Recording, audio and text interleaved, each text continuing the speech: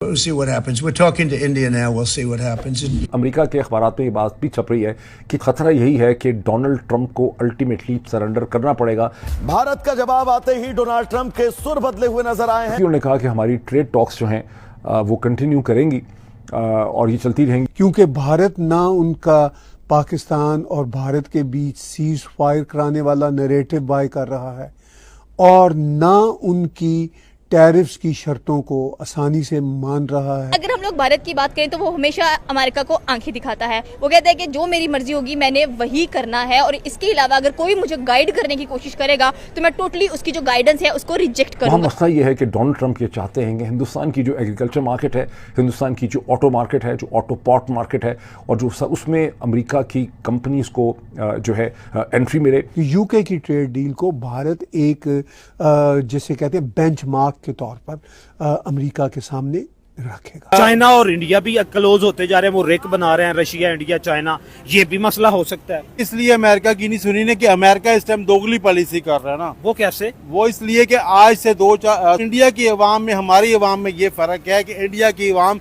समझदार हो गई है। जहन में रखें कि ये अल्टीमेटली बहुत जल्द, चंद हफ्तों के अंदर, दिनों में नहीं, हफ्तों में नहीं, तो डोनाल्ड ट्रंप और हिंदुस्तान के दरमियान में एक ट्रेड डील हो जाएगी और with the passage of time उसने ग्रीन झंडी दिखा दी है जनाब। इंडिया अमेरिका को और रशिया के साथ अपने ताल्लुकात जो है वो बनाता चला जा रहा है। भारत हर किसी को आंख दिखा सकता है, पाकिस्तान क्यों नहीं दिखा सकता? देखो, मुझे तो लगता है कि इंडिया सुपर पावर बनने जा रहा है। जय हिंद दोस्तों, फनतंत्र में आपका स्वागत है। अमेरिका की तरफ से भारत के लिए कल बहुत ही चौंकाने वाली खबर आई है और वो है डोनाल्ड ट्रंप के द्वारा भारत पर 25% का टैरिफ लगाना। डोनाल्ड ट्रंप ने बयान देते हुए कहा है कि इंडिया रशिया के साथ हथियार तथा कच्चा तेल अमेरिका के मना करने के बावजूद भी खरीद रहा है। इसके लिए हम इंडिया को 25% का टैरिफ लगाते हैं। उन्होंने यह भी कहा है कि अगर इंडिया इस टैरिफ से मुक्ति चाहता है तो रशिया के साथ हुए सारी डील को कैंसिल करे। इंडिया के इकोनॉमिस्ट विशेषज्ञ का कहना है कि भारत पर इस टैरिफ का कोई प्रभाव नहीं पड़ेगा क्योंकि भारत अमेरिका से ट्रेड करते हुए प्रॉफिट में रहता है और भारत का इकोनॉमी फिलहाल बहुत ही अच्छे पोजीशन पर है। टैरिफ को लेकर पीएम मोदी का पहले भी बयान आ चुका है कि आज का भारत पहले वाला भारत नहीं है। हमें जहां से ट्रेड में प्रॉफिट होगा हम वहां से ट्रेड करते रहेंगे। हम ट्रेड के लिए किसी देश के दबाव में कतई बर्दाश्त नहीं करेंगे।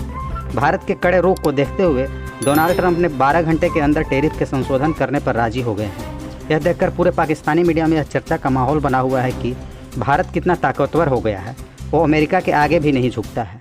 प्रेसिडेंट ट्रंप दुनिया भर के लिए चैलेंज बने हुए हैं और वो दुनिया भर से चाहते हैं कि उनकी मर्जी के फैसले हों।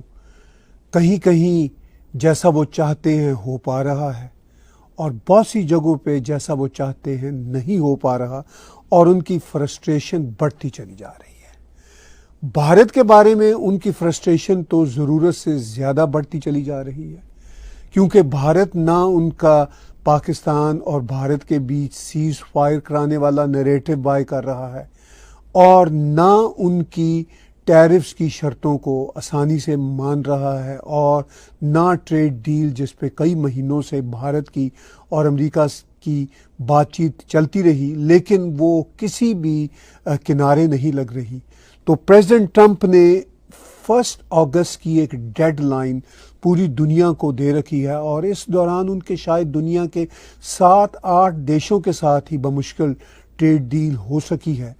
बाकी अब वो हम देखते हैं कि आइंदा एक रोज़ बाद उनकी जो डेडलाइन है वो वाकई डेड हो जाती है या आगे लाइव होके मजीद एक्सटेंड हो जाती है जैसा कि पिछले कई महीनों से हो रहा है। With the passage of time उसने ग्रीन झंडी दिखा दी है जनाब। इंडिया अमेरिका को और रशिया के साथ अपने ताल्लुकात जो है वो बनाता चला जा रहा है। मुख्तलिफ वेपन जो है वो उनसे ले रहा है, मुख्तलिफ डील जो है वो करता जा रहा है और डेटोनेटर्स जो हैं वो भी, जो एटॉमिक डेटोनेटर्स हैं वो इंडिया रशिया से ले रहा है और रशिया को HMX जैसी टेक्नोलॉजी जो है वो रशिया को ट्रांसफर कर रहा है। और ये खबर ब्रेक की है रॉयटर्स ने और रॉयटर्स ने बड़े दावे के साथ किया है कि इंडिया भी अपनी टेक्नोलॉजी जो है, अपने वॉरहेड जो है वो इंडिया के साथ ट्रांसफॉर्मेशन कर रहा है या ट्रांसफॉर्म कर रहा है या एक्सचेंज कर रहा है। बात करते हैं अकबर चाचा से कि इंडिया किस तरफ लेके जा रहा है खित्ते को। मुझे तो लगता है कि इंडिया सुपर पावर बनने जा रहा है और मिलिट्री सुपर पावर बनने जा रहा है। अस्सलाम वालेकुम। वालेकुम सलाम। यकीन करें जब से ये खबर मैंने सुनी है ना, जैसे मेरे ऊपर सख्ता तारी हो गया। अच्छा, कि भाई देखो हम साथ आजाद होने वाला मुल्क, हाँ, एक दूसरे ठीक से है, बिल्कुल। हमसे ज्यादा समझ नहीं आती उनके सियासतदान मुखलिस हैं उनके साथ, या उनकी अवाम उनके अपने मुल्क के साथ मुखलिस है, समझ नहीं आती कि वो कैसे तरक्की करते हैं। मेरी तो ख्वाहिश थी, बहुत ख्वाहिश थी, मगर हालात ही ऐसे कि मैं इंडिया जाता, वहाँ जाके देखता कि लोग क्या करते हैं, किस तरह वो आगे बढ़ रहे हैं। और वहाँ पे एक और बात ये है कि वहाँ पे अवाम और हुकूमत के दरमियान जो एतमाद है ना, वो मैं कहता हूँ कि कोई 120% है कि एक अवाम ने ऐसे हुकूमत को जकड़ा हुआ है कि अवाम की जो मंशा व मर्जी होती है उसी के मुताबिक हुकूमत जारी होती है। आप लोग ये देखें कि गुर्बत से निकाल के नरेंद्र मोदी अवाम को बाहर लेके आए हैं, बेहतरीन टेक्नोलॉजी का सेटअप दिया है, हर घर में घी हो, और आप जो महीने की कंजम्पशंस होती हैं, जो डेली चीनी, घी, गंदम, वो नरेंद्र मोदी की गवर्नमेंट जो है वो दे रही है और टैक्स जा रहा है, मजबूत करता जा रहा है। और आपने ये देखिए कि इंडिया इस स्टेज में पहुंच चुका है कि वो रूस को HMS जैसी टेक्नोलॉजी दे रहा है। बिल्कुल उनके को भी कोई थोड़ी शर्म आ जाए कि हम भी कोई ऐसी टेक्नोलॉजी बनाए कि जो हम भी दें। हम तो सिर्फ गधे दे रहे हैं, ठीक है, हमारे पास तो वो वाफर है, वही हम दे रहे हैं, गोश्त लोगों को खिला रहे हैं, और गधे उनकी खाल जो है चाइना को बेच रहे हैं। यकीन करें कि मैं हैरान हूँ कि इंडिया में देखिए हुकूमत पूरी परफॉर्म तो नहीं कर रही ना, ऐसे ही है। ठीक है, मोदी से के भी लोगों से इतराज है। बिल्कुल, अब हर हुकूमत से होता है।